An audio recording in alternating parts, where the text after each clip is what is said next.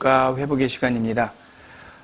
혹자는 저희 채널을 시청한 후에 상담 코너인 줄 알았는데 웬 정치적 발언이냐 하면서 반론을 제기하는 분들도 있습니다만, 한국 사회에서 벌어지고 있는 정치적 현안을 통해서 우리들의 사회적 심리를 분석해보는 그런 시간이 바로 본 채널의 취지라고 말할 수 있겠습니다. 자, 오늘은 지금 국민 지지율 1위를 고수하고 있는 차기 대선 후보 윤석열 전 검찰총장에 대해서 함께 분석해보는 시간을 갖겠습니다. 윤석열 전 검찰총장의 속내가 복잡할 거라 생각합니다. 지난주 차기 대선 후보 적합도 조사에서 무려 39.1%로 단연 독보적 1위를 유지하고 있습니다.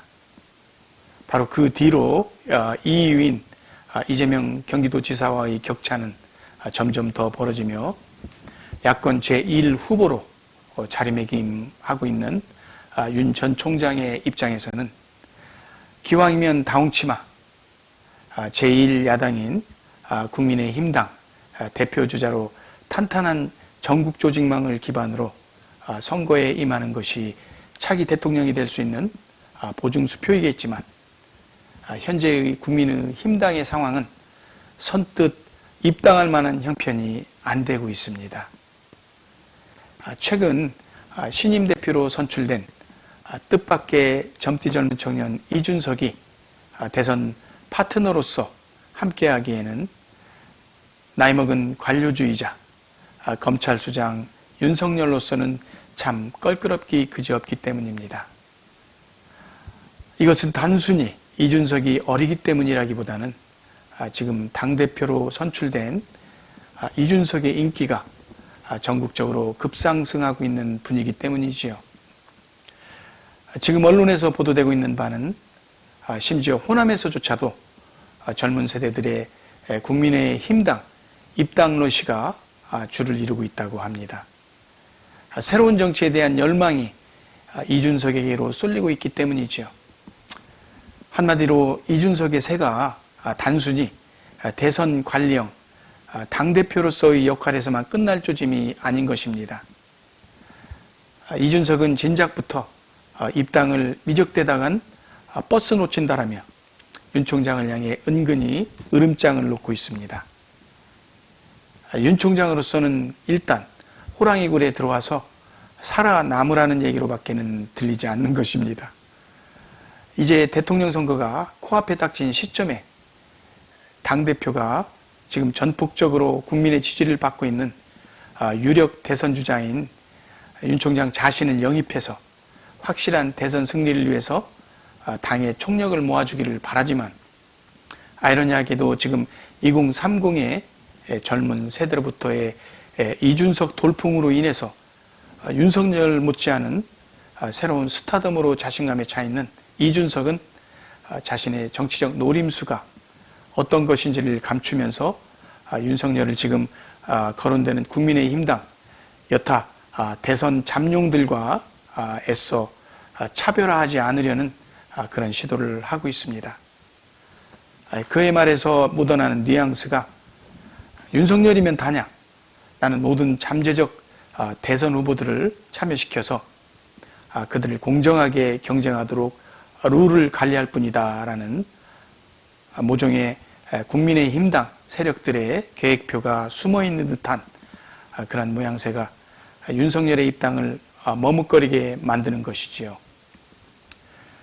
제도권 정당에 이미 또아리를 틀고 오랜 관록의 정치 모사꾼들이 굶실거리고 있는 그 판에 잘못 들어갔다간 그들에게 먹힐 수 있는, 그래서 보수정권 창출이라는 천재일우의 기회를 물거품으로 만들어버릴 수 있기 때문에 윤석열로서는 선뜻 이러지도 저러지도 못하는 어려운 상황에 봉착해 있습니다.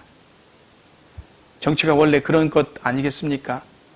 정치에 정의와 도리를 요구하는 순수한 국민의 입장과는 전혀 다른 자기 생존의 심리만이 존재하는 사람들이 바로 정치인들이니까요. 그런 현실에서 지금 윤석열 자신이 국민 다수의 지지를 받고 있는 고공 상승에 인기 프리미엄을 요구한다는 것이 국민의힘에 먹힐 리가 없을 겁니다. 아마 이대로 힘겨루기가 계속된다면 10중 8구는 윤 총장이 그 당에 입당할 확률은 거의 없을 것이다, 이렇게 봅니다. 윤석열로서는 차라리 제3지대에서 지금의 국민의 지지 속에서 확실한 지지 세력을 구축하는 것이 더 현명할 것이라고 판단할 것입니다. 최근 전해지는 소식으로는 문재인 대통령이 박근혜 대통령의 사면을 8.15 강복절에 단행한다고 합니다. 그들이 그 시점을 택할 수밖에 없는 나름의 깊은 전략이 있겠지요. 사면을 안 하고 대통령 임기를 마친다는 것은 문재인에게 너무도 커다란 위험을 초래할 수 있을 거고요. 그렇다면 사면을 통해서 윤석열의 지지세를 꺾고 야권을 확실하게 분열시킬 수 있는 시기가 바로 그때쯤이 아니겠느냐는 속셈일 겁니다. 정말 징글징글한 정치적 노림수입니다. 윤석열 전 총장으로서는 또 한 번의 위기가 아니겠는가 싶습니다. 자신이 기소했던 박근혜 대통령의 석방은 그에게 과거의 죄를 묻게 되는 상황으로 전개되지 않겠습니까? 박 전 대통령의 석방을 둘러싸고 우리 한국인의 쏠림 현상은 또다시 박 전 대통령을 중심으로 한 보수 세력들로 인해서 야권이 분열되는 결과가 나타나지 않을까 우려됩니다. 아마도 문재인 정권은 이러한 효과를 노리며 정권 재창출을 위한 박 대통령 사면을 마지막 남은 히든카드로 활용하지 않을까 생각됩니다. 지금 국민의힘은 이준석 당대표 선출로 인해서 한껏 고무되어 있습니다만 사실은 이 청년 대표의 어디로 튈지 모르는 좌충우들의 자기 정치가 야권 분열의 파생음을 낼 수 있음을 고려해 보면 또다시 위기에 봉착할 수 있습니다. 그러나 위기는 기회라고 했습니다. 위험한 순간을 잘 대처해 나갈 때 새로운 기회를 맞이할 수 있다고 해서 위기입니다. 위험할 위자에다가 기회의 기자이지요. 윤석열 전 총장이 살아있는 권력에 굴하지 않고 오직 법치만을 주장하며 호연지기를 보여주었던 까닭에 수많은 국민들의 지지를 얻고 있다는 것을 명심해야 할 겁니다. 혹여나 개인의 사사로운 우월감과 공명심에 빠지게 된다면 그릇된 가치관을 가지고 있는 정치 세력들과 타협하면서 자유민주국가를 바라는 국민의 염원을 저버리는 역사적인 우울을 범할 수도 있는 상황입니다. 자신이 설령 대통령이 안 된다 해도 뭐에 그리 애통하겠습니까? 애초에 이런 삶을 꿈꾸지도 않았을 거 아니겠습니까? 본인이 스스로 말한 대로 국민의 뜻을 제대로 듣고 따르는 것이 자신의 본분이라면 지금 정치적 계산을 하고 있는 이른바 변절된 중도 보수당인 국민의힘당의 책략에 넘어가서는 안 된다는 것입니다. 지금 다수 국민의 뜻은 윤석열 당신이 대통령이 되시오라고 말하고 있습니다. 그렇다면 정치적 술수로 윤석열을 죽이려 하는 정치 세력들을 지혜의 눈으로 판단해야 하며 오직 국민과 함께하는 세력들만으로 규합되어야 된다고 생각하는 것입니다. 죽으면 죽으리라는 결연한 각오가 절실할 때입니다. 인생을 살면서 깨닫게 되는 것은 사사로운 내 이익에 몰두할 때 결국 내 삶에 부정적 결과들이 찾아오는 것이었습니다.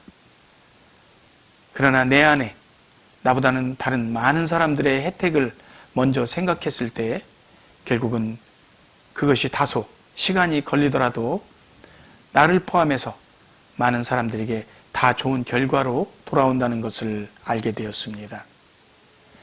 대한민국의 다음 정부는 반드시 국가와 국민의 번영과 행복이 어디에 있는지를 명확하게 알고 있는 그런 지도자가 이끌어가야만 된다는 사실을 우리는 명심해야 될 것입니다. 감사합니다. 이태선이었습니다.